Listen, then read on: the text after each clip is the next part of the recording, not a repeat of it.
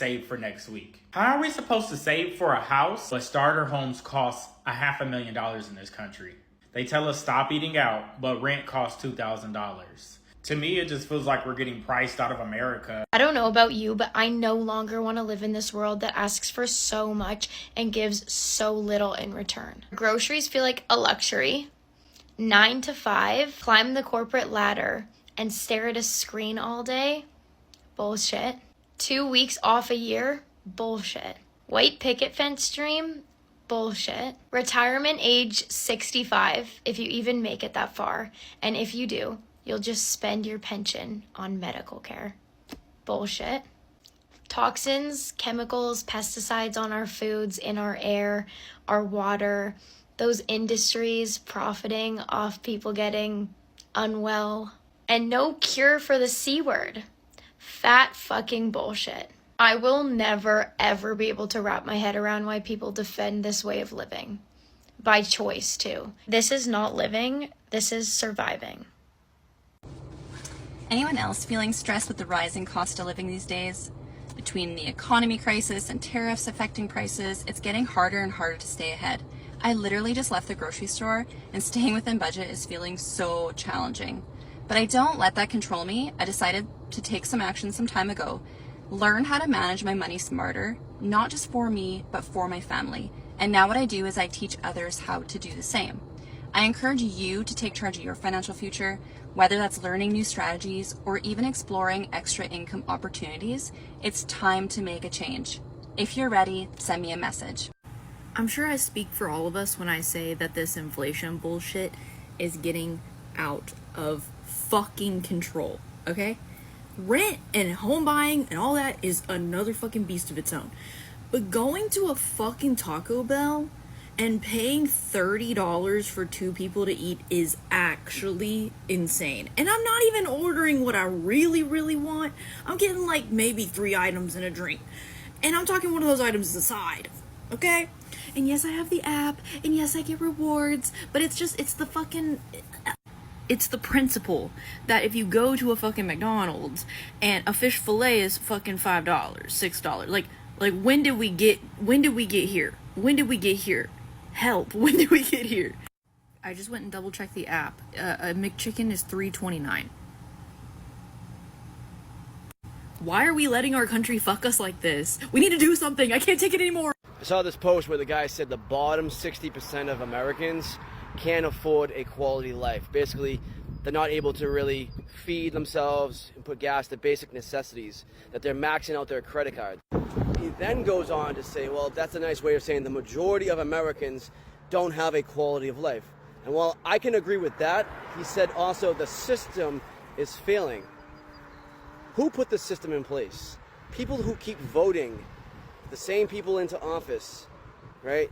That is where we need to take accountability for ourselves. We need to take accountability and learn financial freedom and literacy on our own. Because the system, this is where he's correct, is broken because the American education system teaches you to be a good girl and a good boy, sit down, be quiet, and ask for permission to do anything. Take your work home with you and do your work and return it. It doesn't teach you how to balance a checkbook, invest in stocks, etc., compound interest. It doesn't teach you that because our American education system said, John D. Rockefeller, I need a nation of workers, not free thinkers. Think about that.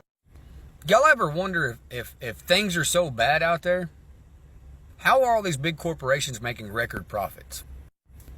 Because you can look at the price of producing goods, quick Google search, the prices went up. But not near as much as the price tags have went up. If it feels like things are gradually becoming more and more expensive, it's because they fucking are. Here's a fun little game to play. If you use the Walmart app, which Walmart, all big corporations, but especially Walmart. All right, anyways, I digress. As I was saying, if you use that app, get on your Walmart app. They've got a feature on there to where you can look at your order history as far back as you want to go, right? Go back 2-3 years. Pick a cart that you bought before. Hit the rebuy all option. It'll put it in your cart on today's prices. That'll give you a good comparison on how much goods have went up. The last time I seen this comparison was a guy that reordered his cart from 2022 and he reordered in 2024. In 2022, the cost of those goods was like $140. In 2024, it was like $440. Make it make sense.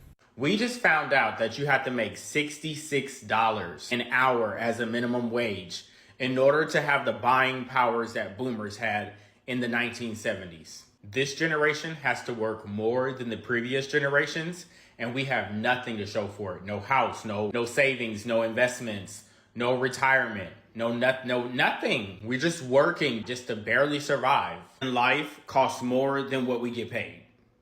Do y'all remember when having a long-term roommate meant that you were in the closet? Like, if you've been living with the same man or woman for all these years, you had to be gay, right? Now everybody got a fucking roommate. The cost of living is so fucking expensive that I don't know what percentage of Americans it is, but I'm pretty sure more than 50% of Americans need a roommate to be able to afford to survive in this economy. Minimum wage is still $7.25 an hour. Meanwhile, a one-bedroom apartment can run you over $1,000 a month. The fact that the federal minimum wage has not changed since June of 2009 is fucking insane. How are people supposed to be able to afford to live? People making minimum wage don't even make that much a month working 40 hours a week after taxes are taken out. If you're making $15 an hour, you can probably afford to live by yourself, but not if you want to have a car note and car insurance, because with the prices of those things, you got to be making at least $25, $30 an hour. What about food? What about feeding yourself? I really don't think it's realistic in the state of the world to live alone unless you're making at least $5,000, $6,000 a month. What do y'all think? Nobody talking about the cost of living right now. Like, the cost of living right now is fucking ridiculous. Gee, they want fucking $75 to $100 for an application fee. What the fuck do you need an application fee? If I'm like, if you either finna give me or you not. Like, you either finna accept me or you're not. Then on top of that, they want fucking 3 months to rent. What the fuck, like, bro? Then on top of that, like, motherfucker, I gotta get me furniture. I gotta pay certain utilities. I still got a motherfucking life outside of this shit. I'm trying to just find somewhere to fucking live. And just to fucking find somewhere to live, they want your whole motherfucking life savings. Like, I don't understand. Then on top of that, they want 3 months rent. They want a security deposit. They want an application fee. Like, bro, I might as well just be fucking homeless. Homeless is motherfucking away. Like, shit. I'm just really fucking irritated because I'm trying to find me somewhere to fucking move to. For fucking 1 bedroom, they want $1,500, $1,600. It's a 1 bedroom. What the fuck am I paying for? Then let's not talk about the fucking neighborhoods they want you to live in. Like, oh my God, gee, they want you. The apartment look nice in the inside. Then you in the shoot 'em up, bang bang, kill 'em. Better watch your motherfucking back in your car area. Like, no, what the fuck, bro? I'm over this shit. I try to spend about $400 a month for my family of 4 on groceries, and these are all the different things that I do to try to reduce our grocery bill every month, and hopefully they'll help you too. First of all, I want to mention that $400 a month on groceries is really not doable for everybody, and that's just our specific budget based on all of the spending that I've tracked over the months to see how much we usually spend and how much I think we can spend. So I think that you should just adjust it based on your family size. My kids are small and my husband enjoys meatless meals as well. So some of these things may not apply to you. So hopefully you can just take the tips that you want and apply them to yourself. The most important thing is that I have a book for meal planning and I write down our inventory every single week. Now I do it about once a month or so because I do it so often. I know what we have on hand. So I just keep track of what's in our pantry, fridge, and freezer. So that's the first thing I would do every single week if I'm just getting started. Then I have a weekly meal planning page here where I write down what kind of meals I'm going to be making every single day of the week. And then if I'm missing any of the ingredients from what I already have on hand, then I'll write that in my list. But I try to use what we have on hand first to make the meal ideas. And then if I need something like say I need more mayonnaise, or I need some sour cream, cream cheese, milk, whatever it is that I need to complete those meals, that's what's gonna go on the list. I think that's what really saves us a ton of money, is that I don't just sit down and make a meal plan and think to myself, what do I want to eat this week? I actually look at what I have and say, I have a can of black beans. I think, oh, okay, I can make a chili, loaded sweet potato fries. I can make all of these different things with black beans. And then I see what else I have on hand and see if I can make it work with what I've already got. And if I can't, hopefully I can only pick up 1 or 2 ingredients to make that meal complete, which really saves us a ton of money. Another huge thing that I do is I make freezer meals. So I have some of these meals that I prepared for the freezer so I can grab them on busy nights. This helps reduce the amount of times we go to takeout. This one is lazy lasagna. It's really good reheated in the oven or the microwave. I highly recommend. And I also freeze leftovers. This is just chocolate syrup that I've frozen, but I have all sorts of other leftovers that I like to freeze and reheat. So for instance, I have some of this turkey meat that was for lettuce wraps. So if I wanted to, I could just reheat this if I have lettuce on hand, or if I just go get lettuce, I have a meal for 1 or 2 people right here. Super easy, and it reduces waste. I also freeze random things like shredded cheese, whole bell peppers. I also freeze chopped garlic and whole garlic that I've peeled. And things like diced onions will go straight in the freezer, and that helps reduce my waste and also helps me keep things stocked up so I have just a little bit of things to add to meals later. Certain things I make from scratch, like peanut butter or chocolate syrup, because it's just less expensive to make it from scratch and it only takes a couple of minutes. I don't make everything from scratch because I just don't have the time. So things like bread or tortillas, I'll just buy those because the time investment that it takes and the amount of energy I have to use in my house to do that, it's just not really reasonable for me to make them from scratch. For making your grocery list, always look at the grocery ad. So for certain grocery stores, they'll release the ad on your driveway or in your mailbox, and you can get that ahead of time, or you can just go online and check to see what the prices are in the stores. Always look for things that are on sale, and if fruit is in season, it'll usually be less expensive. So try to stick to the less expensive options and try not to be set on what exactly you're buying. If you can make a substitution for a less expensive item, do that instead. I was a snob when it came to name brand versus store brand. Then I realized that store brand is often a lot less expensive, especially at places like Aldi. So we try to buy things that are just store brand now. And I know that name brand does have a lot of discounts and things like that too. So sometimes it makes sense to buy the name brand, but only if you can get it at a discount. Now this next one is controversial and it may not work in your house, but we have started implementing a lot more meatless meals. I started learning how to cook with things like red lentils, green lentils, a lot of different kinds of beans, black beans, chickpeas. Also learning to make dry beans, from scratch instead of buying them canned has helped reduce the budget even more. And I know that some people are meat and potatoes people, or for health reasons they have to have meat, and so this may not work for everybody, but I highly recommend at least switching one of your meals to a meatless meal and just see how it goes. And you can also start by just reducing the amount of meat. So instead of adding an entire pound of ground beef to your chili, maybe do a half a pound of ground beef and then add a little bit more beans just to make sure that it still stretches, but you don't have to spend as much money. So if you happen to be able to get free groceries in your area, I highly recommend doing that. There are a lot of food banks, food pantries that don't ask any questions and just give out food. So if you feel like you're even a little bit in need, go take advantage of that and get the free food. There are a lot of communities that give out free food, and honestly, not as many people take advantage of those programs as they probably should. So take a look at that. You can always call 211 to get more information in your area if you're in the United States. Usually they can provide more info on where to get those groceries. I know some of these tips won't work for you, so just make adjustments based on your family. Some people get really upset when I say I spend $400 a month because they say that I'm not being transparent.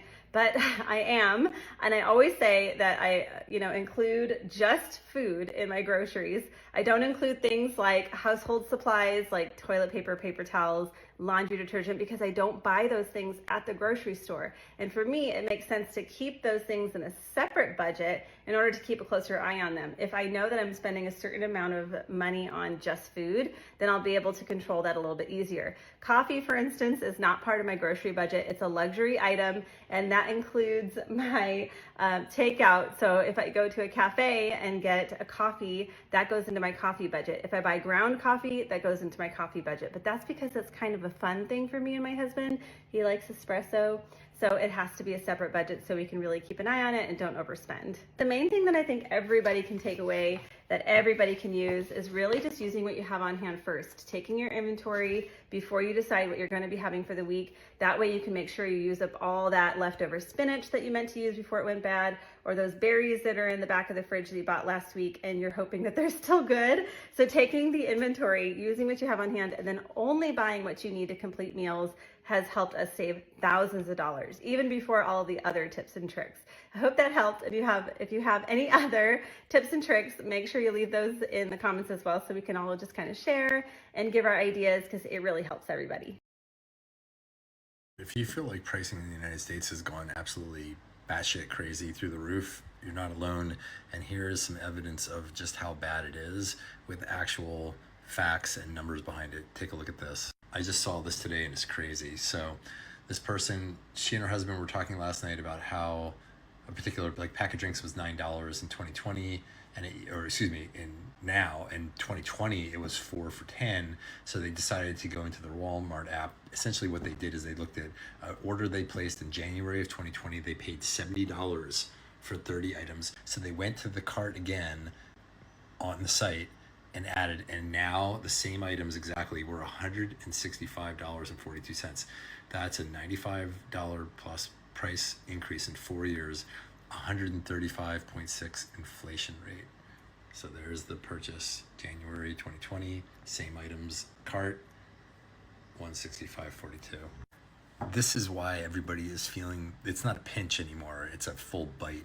And it's very difficult to have that kind of change because very few people have had their salaries increase by 135% on average to keep up with that.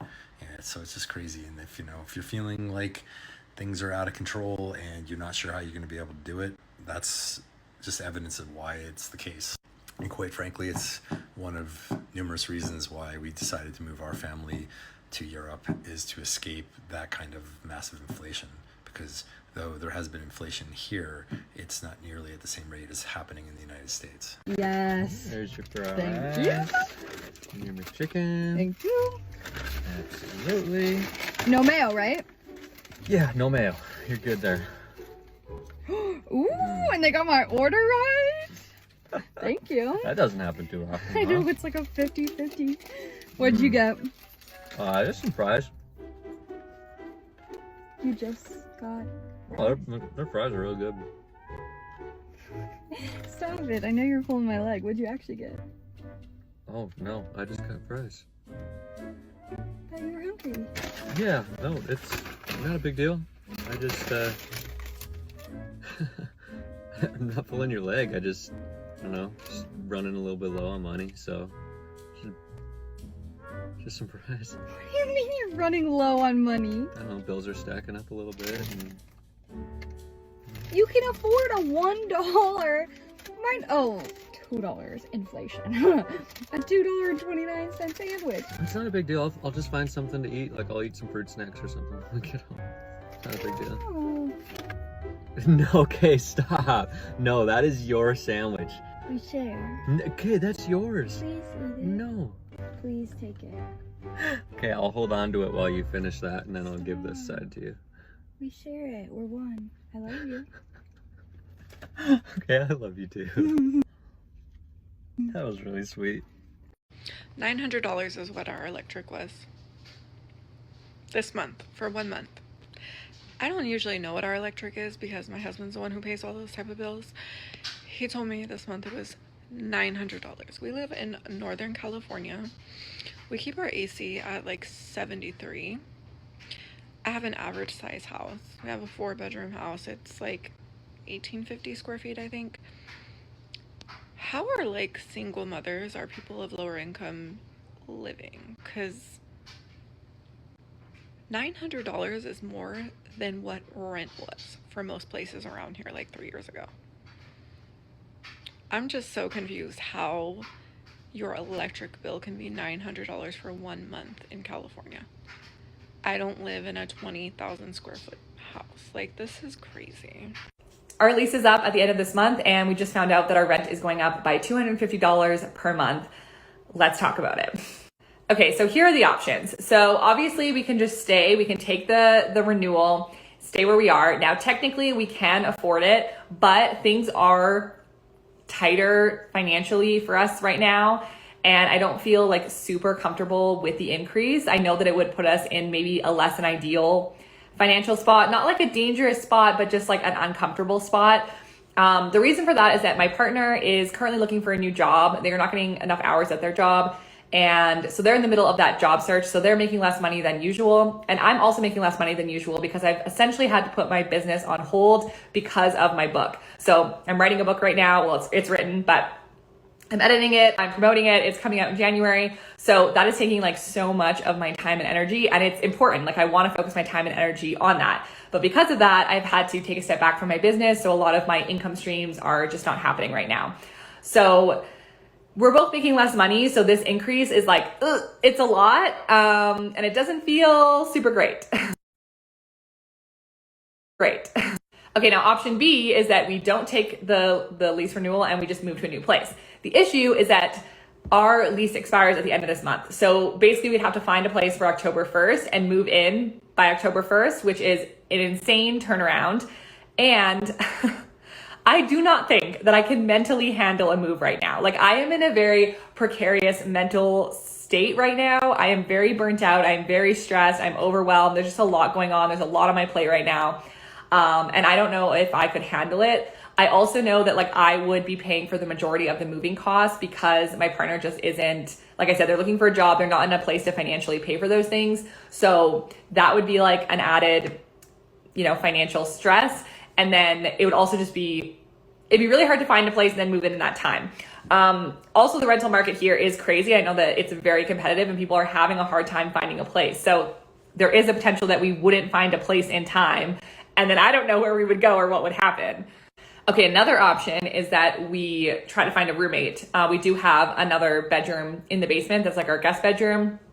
There is a bathroom down there and everything, so we could rent out another bedroom or like split it like three-way roommate situation where like, me and my partner pay 2/3 and they pay 1/3 or something like that, which would obviously help with the financial burden a lot. But I think people know, like once you've gone from living with a roommate to not living with a roommate, it's like hard to go back. But I mean, not that I would let that stop us. Like I definitely would be open to having a roommate, but I think it's just about like finding the right person that's going to, fit with us and like not be super disturbing to our lifestyle because I work from home. So it has to be the right fit.